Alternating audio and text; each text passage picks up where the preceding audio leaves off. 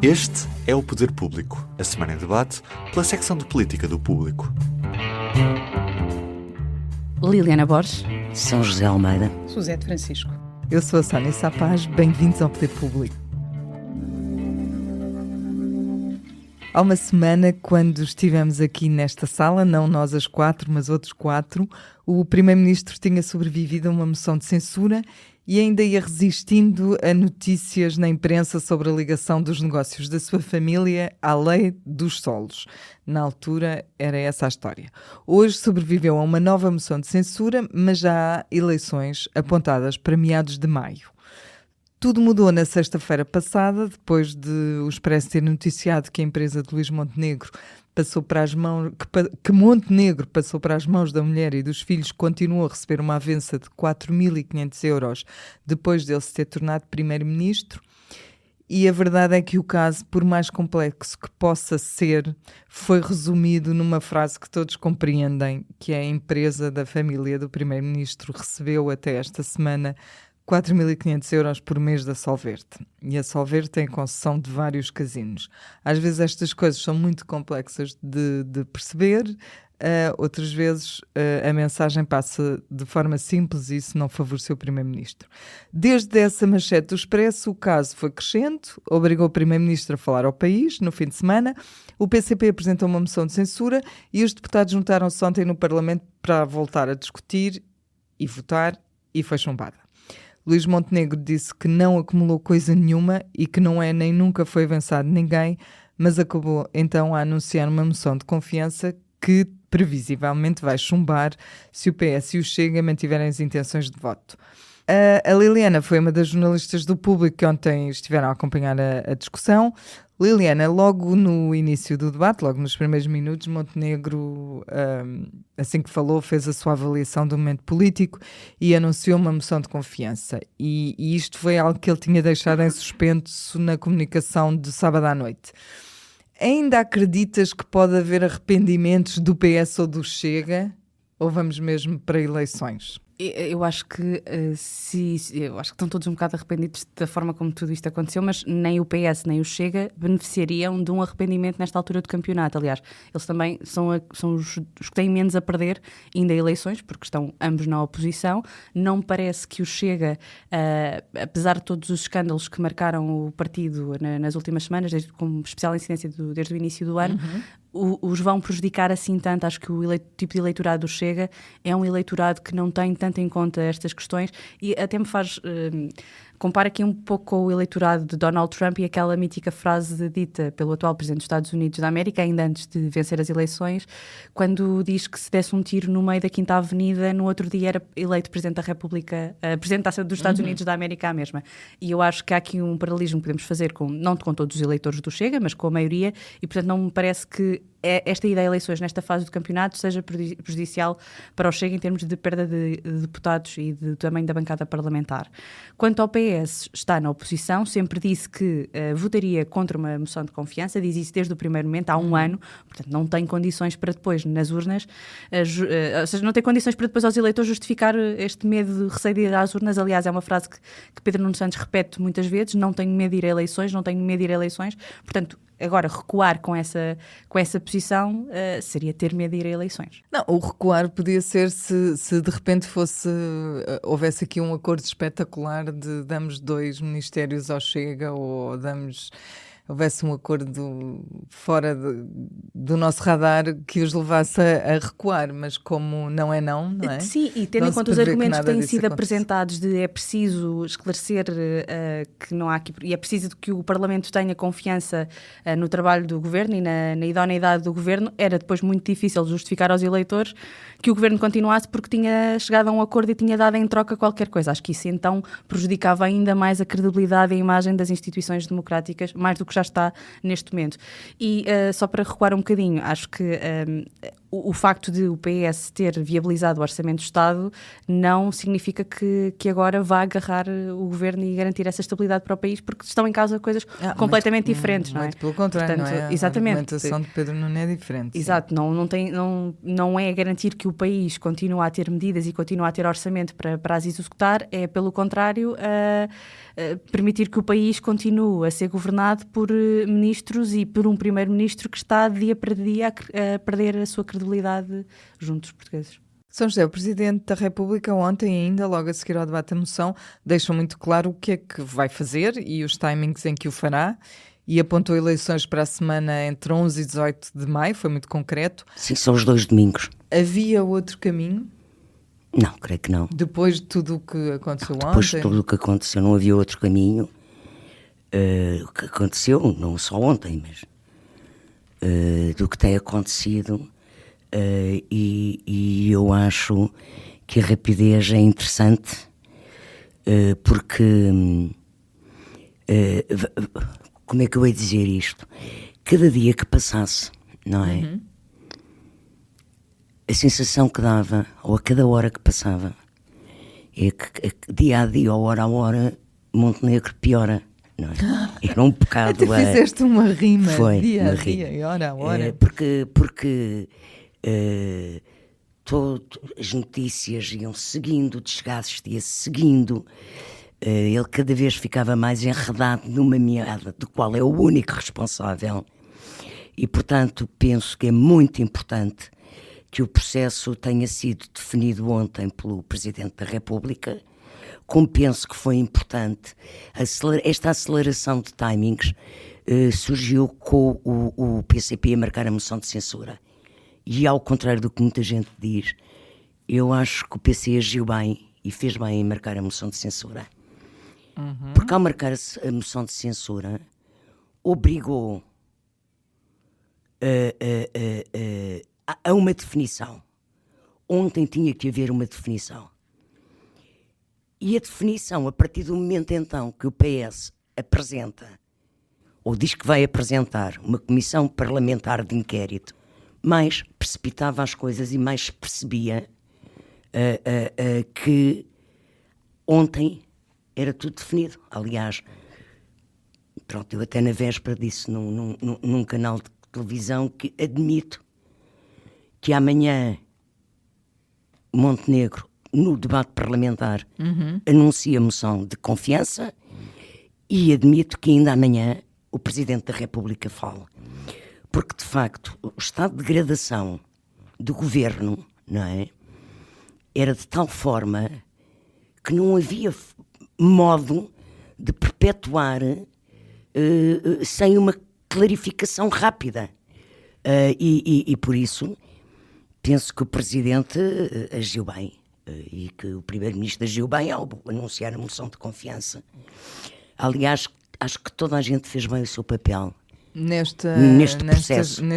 Tirando previamente o Primeiro-Ministro, que se arrastou nas explicações, dando uma série de informação que, como aqui já dissemos, não interessava para nada, e não dando aquelas informações que continuam sem se saber. Permite-me, desculpa, eu acho que ele próprio se expõe a isto, porque ao não responder aos jornalistas, obriga os jornalistas a escavarem muito mais, e às tantas mesmo que ele respondesse aos jornalistas, os jornalistas cavavam. Isso é uma outra questão e uma outra discussão que ele acha que ganha gravitas assim, mas não é por aí que a ganha, mas...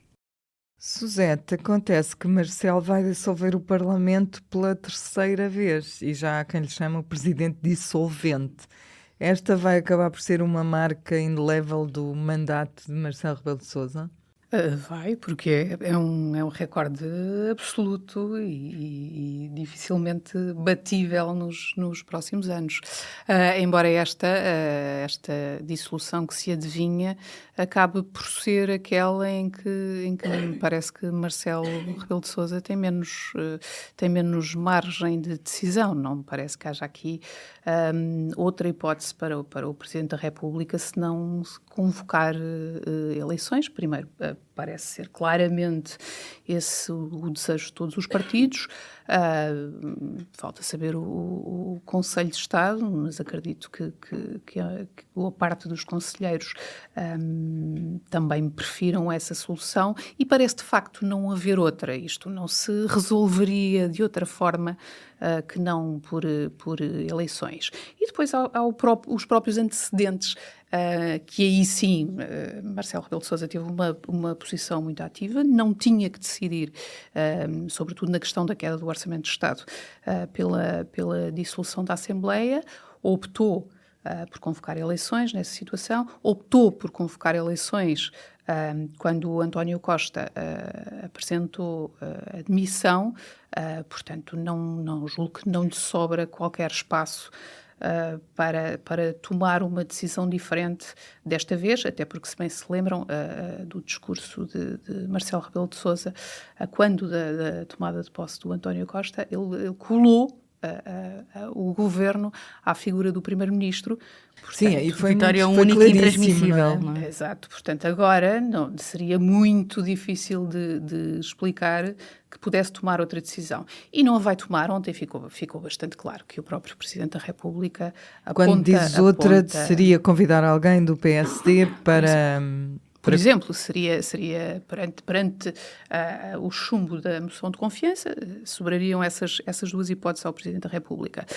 Mas não parece que isso seja um cenário Pelo menos que ele não esteja deixou indicações, em cima pistas da de que isso mesa. pode acontecer, Não, não é? e ele aponta claramente para eleições. Aliás, ele ontem faz o calendário, das eleições, já aponta os fins domingos, de semana, como disse a São José. os domingos em que podem ocorrer as eleições. Percebe-se que era um processo o mais rápido possível. Ele aponta o de 11 contando os dias que legalmente são impostos.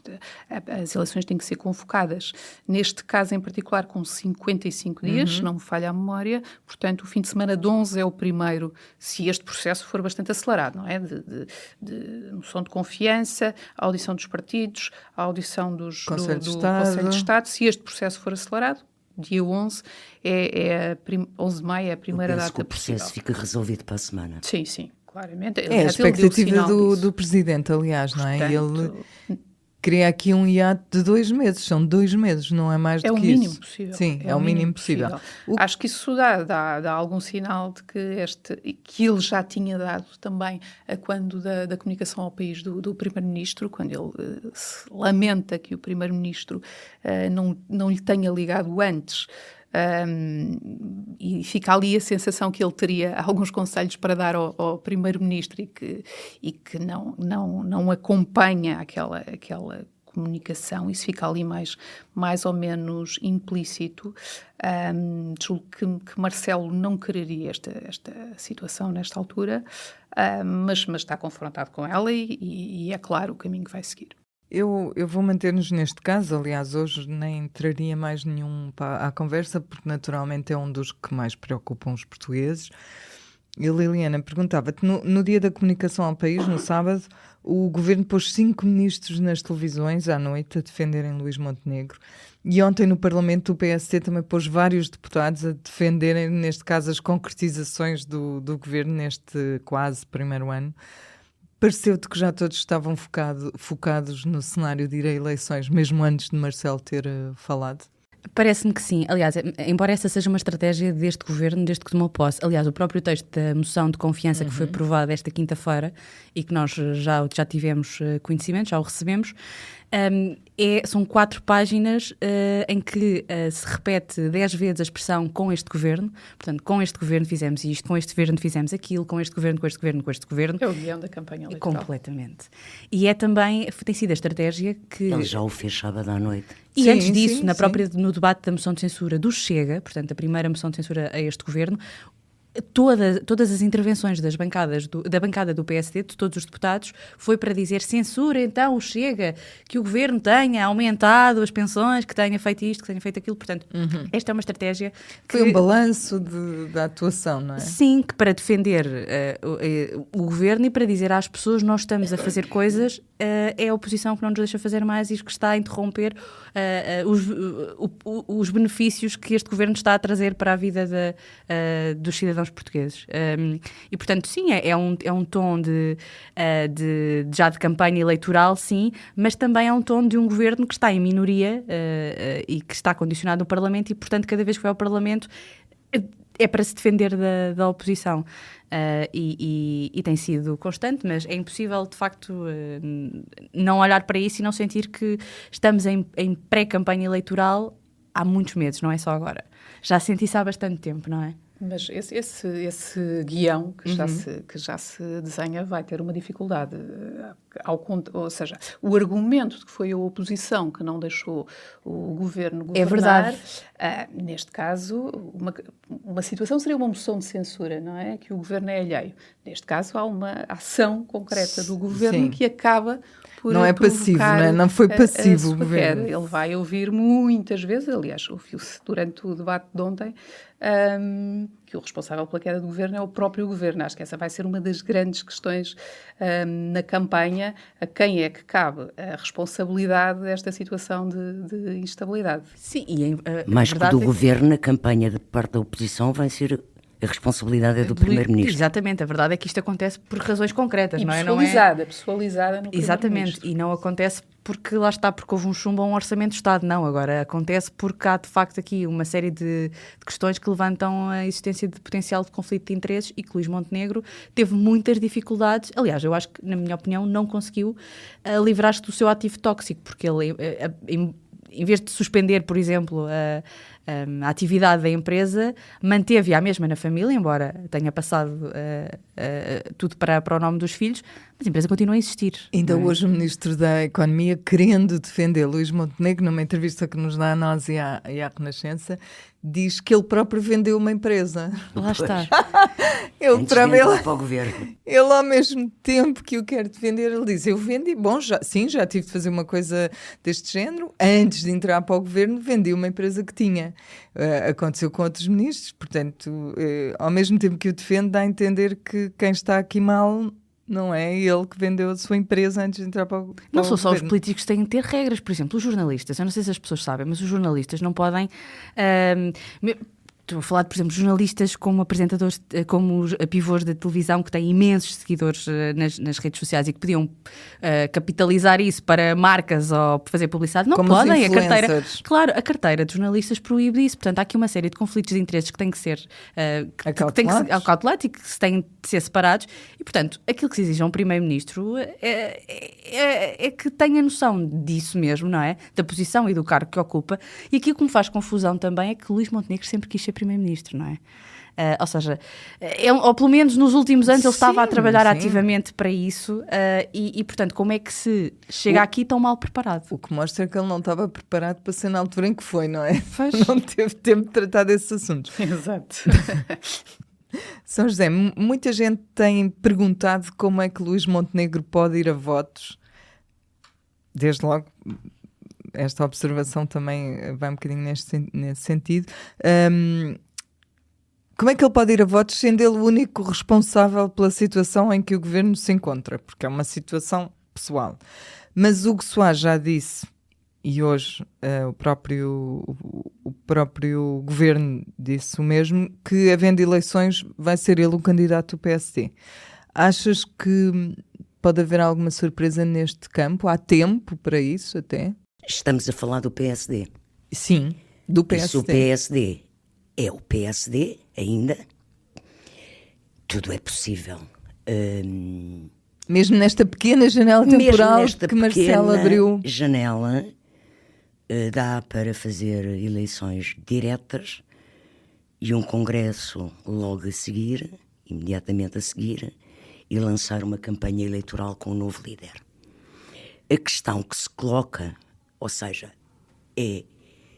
vai alguém querer fazer uma rodagem de um Citroën, não é? Como Cavaco fez há uns anos, umas décadas. Ou seja, Montenegro está ferido, não vai desistir, sente-se injustiçado e quer continuar a ser primeiro-ministro e quer liderar o partido na campanha. Mas as suas circunstâncias não mudam absolutamente nada. Não mudam. E é por isso que eu admito que a seguir à votação da moção de censura... De confiança? De confiança, desculpa, isto já baralha as censuras com as confianças. Já houve duas. Que a seguir à moção de confiança, até antes, nem sei, que possa começar a surgir por parte de setores do PSD contestação a esta decisão, admito mesmo que possa surgir movimentos que indiciam outras candidaturas. Neste momento a coisa ainda está muito fresca.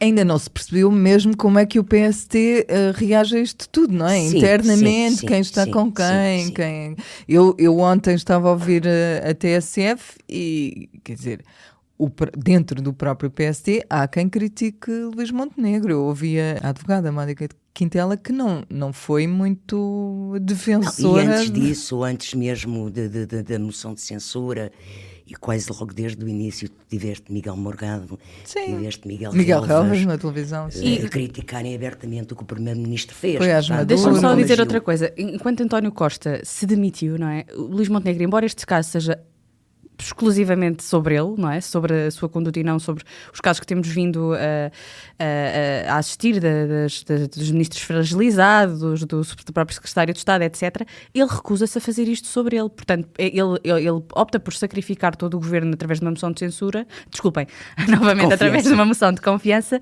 do que apresentar ele próprio a demissão e tornar isto sobre ele. Portanto, ele está absolutamente agarrado e a querer...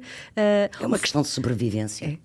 E deixa-me só chamar-te a atenção uma coisa. António Costa demitiu-se de imediato e a única coisa que havia naquele processo influencer sobre o António Costa era uma escuta em que terceiros mencionavam o nome dele. E que não era dele, não é? Depois houve aquela confusão de ser o outro António Costa. Mas eu aí acho que é um bocadinho ao contrário. Foi ele que sacrificou por causa de casos que havia no governo dele e que já estavam bastante difíceis de gerir. Já estava. Não, mas só para dizer culminaram com o chefe de gabinete a ter o dinheiro. É evidente, se não se demitisse naquele dia, demitia-se no dia a seguir, quando foi essa notícia. A questão põe-se ainda antes de considerar uma eventual demissão de Montenegro. Ele opta por não dar esclarecimentos, os esclarecimentos que lhe são pedidos.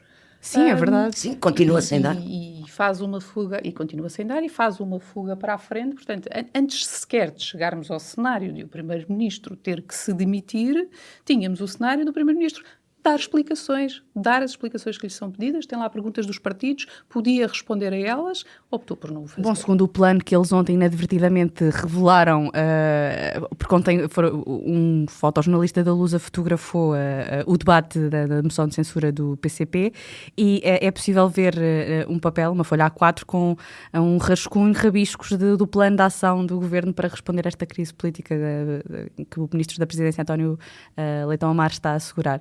Mas deixem-me só dizer, há uma imagem que me fica desta história toda, que é a imagem de António Costa quando apresenta a demissão absolutamente sozinho na sala da fogueira, na residência oficial do Primeiro-Ministro, que contrasta em completo com a imagem da declaração de sábado de Luís Montenegro, ladeado por todos os seus ministros na mesma sala, mas como que com o escudo do governo e a não querer largar esse lugar, e acho que são duas formas muito distintas de responder a uma crise. Suzete, o posicionamento de Pedro Nuno Santos também foi criticado internamente por socialistas como Francisco Assis. Perante este cenário de que temos falado de eleições daqui a tão pouco tempo, parece-te que pode haver alguma alternativa interna a Pedro Nuno Santos? E já falámos um bocadinho sobre Luís Montenegro, mas parece-te que ainda há hipótese de haver alguma renovação nos partidos? Eu acho que não há tempo. Não há tempo para isso. A partir do momento em que o Presidente da República apontou para um processo muito rápido, estamos a falar de eleições na primeira quinzena de maio, acho que não há tempo, nem dá espaço para lutas internas e seria autofágico para qualquer um dos partidos avançar para eleições internas, estão em cima de um ato eleitoral.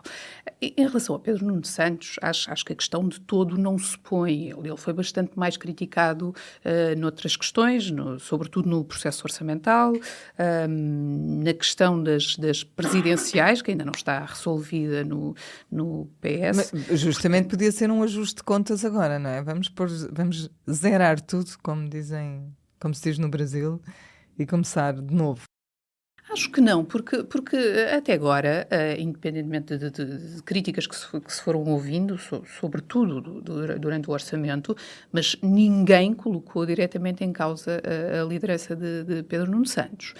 Não me parece de todo que será agora que isso vai acontecer, não houve o mínimo sinal disso, nem esta gestão que ele fez deste caso do governo não suscitou propriamente contestação interna. Portanto, acho que Pedro Nuno Santos será o candidato do PS nas próximas legislativas. Isso não me levanta muitas dúvidas. Questão muito diferente será o pós-eleições. Para os dois, quer para quem Pedro perder, Nuno não é? Santos, quer para Luís Montenegro, para quem perder as eleições. No PSD, eu acho que a questão é um bocadinho diferente do PS. No PS parece-me claro que não haverá não está em cima da mesa nenhuma disputa da liderança. No PSD, nos últimos dias, voltou a assomar o fantasma de Pedro Passos Coelho, e diria que com um bocadinho mais de tempo e permanecendo estas dúvidas em torno da atividade profissional de Luís Montenegro, isto poderia tomar outras proporções.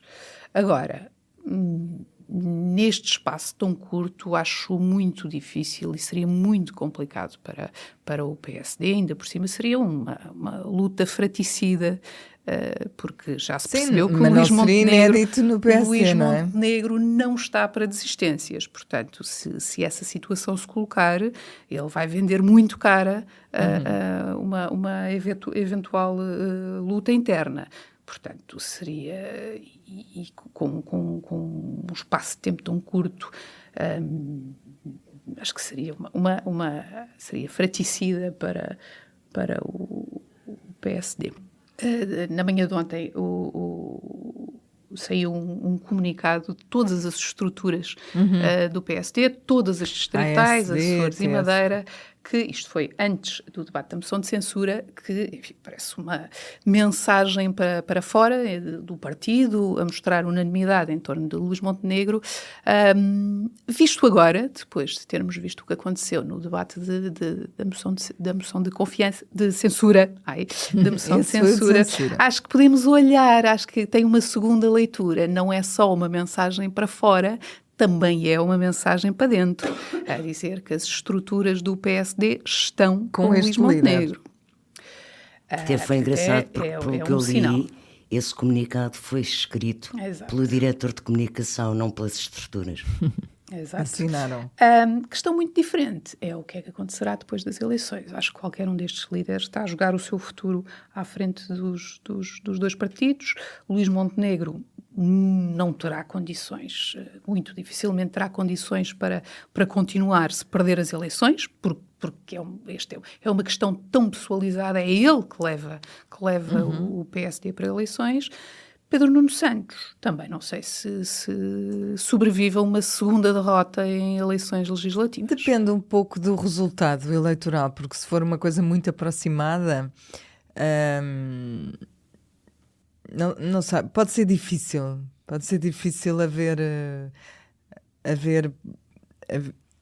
prever-se uma clarificação em pouco tempo que leve algum líder do PS a desejar aquele lugar. No Claro, fundo, depende pode ser sempre- pouco apetecível, é o que eu Claro, quero dizer. Depende sempre do resultado eleitoral, que é impossível de prever, embora, aparentemente, do que diziam as sondagens até agora, não me parece que qualquer dos blocos esquerda-direita se vá destacar muito do outro. E em bom rigor nós tivemos uma maioria absoluta que iam ser 4 anos sossegados e que não foram, não é? Houve eleições ao fim de um ano. Agora, por exemplo, no PSD não tenho a mínima dúvida que se o PSD perder as eleições, é que no dia seguinte, claro. ou Sim, mesmo claro. nessa noite, teremos muitos sociais-democratas a ter coisas para dizer. E Luís Montenegro pode, no dia seguinte, ou mesmo no próprio dia, voltar a ser o sócio maioritário da SPI Não Viva. Bom, ainda não aconteceu nada. Não sabemos de alguma coisa que tenha acontecido à empresa, não é? Já foi feita a doação. Já, foi feita ontem. logo. Bom, É perdeu um verdade. cliente, sabemos isso. Sim. não é? Sim. Vamos ao público e notório. Liliana, podes começar tu. Eu percebi-me que, entretanto, sem querer, spoilei o meu público notório, que é justamente o tal plano de gestão de crise que o governo desenhou. E que mostrou a toda a gente presente no plenário, através do verso da Folha. Acho que é possível ler no plano a sequência, lá está, da estratégia do governo de apresentar medidas, de fazer um conselho de ministros e apresentar novas medidas ao país para provar que está a trabalhar muito e que está a trabalhar bem, ir Às televisões. às televisões. Não é? Eu aqui, parabéns ao Primeiro-Ministro por finalmente estar a responder às perguntas dos jornalistas. Era bom que também fizesse à imprensa e à rádio, não apenas às televisões. E acho que foi, é um momento no mínimo insólito perceber que tudo isto está a ser planeado. É natural que esteja a ser planeado, mas que seja o amadorismo, não é? De levantar uma folha que tem aquilo. Não, o que é engraçado é que ele, quando levanta a folha, É para tapar o ministro põe a folha à E é frente da para boca tapar para não alguma se perceber coisa, o que está a dizer. E às tantas exibe muito E mais. depois revela toda a estratégia de gestão de crise do governo delineada ali, aparentemente, naquele debate. São José. Pois eu proponho que seja lançada uma campanha de angariação de fundos para comprar um calendário ao CDS. Então, explica lá. Porque o CDS, pela segunda vez, Deixou. o CDS Madeira atrasou-se nos prazos de pedir as subvenções a que tem direito pelos resultados eleitorais. Da primeira vez, Aguiar Branco salvou o CDS e eles lá receberam. Desta vez, decidiu pedir um parecer externo à Procuradoria-Geral da República e pronto, e seguiu o parecer que é que o CDS Não não tem respeitou direito. os prazos, não tem direito. Portanto, eu acho que vamos todos ver se arranjamos um dinheirinho para comprar um calendário para o Largo do Caldas. Mas se calhar eles não precisam é de dinheiro, não é? Pois, se calhar já se Se habituaram a estivessem viver muito sem dinheiro. preocupados com o dinheiro, não deixavam passar 2 vezes os prazos. Suzé. Eu queria falar na Comissão Parlamentar de Inquérito ao chamado caso das Gêmeas, que vai no seu 3º adiamento da proposta de relatório que está a ser elaborado por uma deputada do Chega. O novo prazo é amanhã, mas agora temos um cenário em cima da mesa de dissolução da Assembleia da República. Portanto, olhando para os prazos, a Comissão poderá não chegar ao fim e não chegar a fazer o relatório de conclusões, o que, enfim, é um final bastante inglório para a Comissão. Já agora, se não servir para mais nada, acho que é um bom exemplo que sirva para uma aprendizagem em torno daquilo que não se deve fazer numa comissão de inquérito, porque ela teve momentos muito, muito evitáveis Portanto, ao menos que fique essa lição para o futuro. Que repetiram-se em relação à da roubo do computador, que também teve momentos insólitos, roubo do computador e agressões no Ministério das Infraestruturas, com Galamba, o adjunto, etc. Que houve foi até uma comissão de bicicleta inquérito atirada, Sim, não exato. foi? Sim, teve horas muito insólitas, na realidade. Bom, se não há mais réplicas aos nossos comentários, quero agradecer às três por terem estado aqui hoje. Tudo indica que antes do próximo episódio teremos o debate e a votação da moção de confiança e depois cá estaremos para desconstruir a realidade e tentar descortinar o que pode acontecer no futuro próximo. Até breve. Até lá. Isso. Adeus. O público fica no ouvido.